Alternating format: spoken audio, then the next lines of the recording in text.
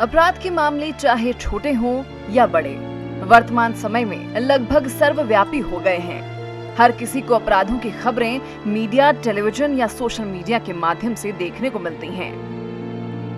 लोग आमतौर पर किसी भी अपराध के लिए पुलिस के पास जाते हैं तो वो जांच शुरू करती है।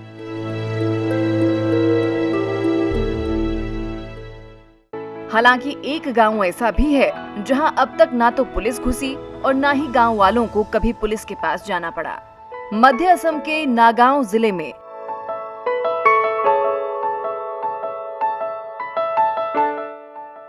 ढिंग रेवेन्यू सर्कल के अंतर्गत स्थित सहरिया गांव ने कभी किसी पुलिसकर्मी को गांव में प्रवेश करते नहीं देखा।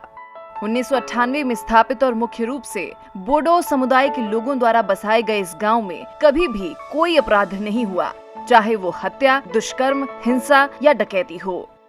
मैं यहाँ पिछले 2 साल और 2 महीने से तैनात हूँ, लेकिन मैंने कभी भी सहरिया गांव के लोगों को किसी भी कारण से थाने आते नहीं देखा। हमने कभी भी सहरिया गांव के लोगों के लिए कोई मामला दर्ज नहीं किया है। नागांव शहर से लगभग 18 किलोमीटर और ढिंग से 1.5 किलोमीटर दूर स्थित है। इस गांव के लोग मुख्य रूप से कृषि पर निर्भर हैं। ये जानकर हैरानी होगी कि गांव के लोगों को तो ये भी नहीं पता कि किसी के खिलाफ केस कैसे दर्ज करवाया जाए। ये गांव वास्तव में लोगों के बीच सांप्रदायिक सद्भाव और एकता का प्रतीक है। गांव के लोग पिछले कई दशकों से शांति और सद्भाव के साथ रह रहे हैं।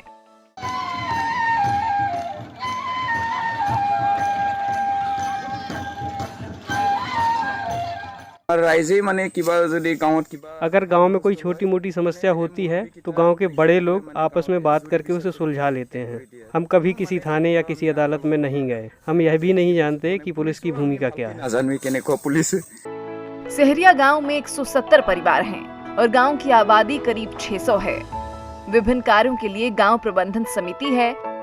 गांव के सभी परिवार बगारू अम्बा, बिहू, उर्का, बथौ पूजा और अन्य सभी कृषि संबंधी गतिविधियों और विभिन्न सांस्कृतिक त्योहारों को मनाते रहे हैं।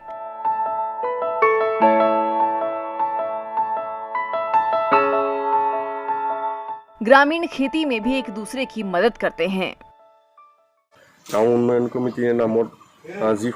गांव के बुजुर्ग लोगों के साथ ग्राम प्रबंधन समिति का गठन किया गया था और प्रबंधन समिति उनकी सलाह के अनुसार चलाई गई। यदि कुछ समस्याएं हैं तो ग्राम प्रबंधन समिति एक दूसरे से बात करके मुद्दों को हल करने के लिए कदम उठाती है।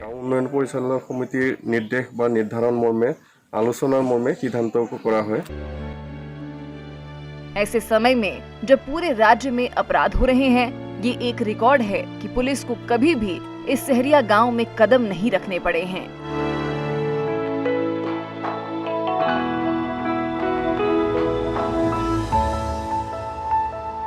Bureau report, ETV Bharat.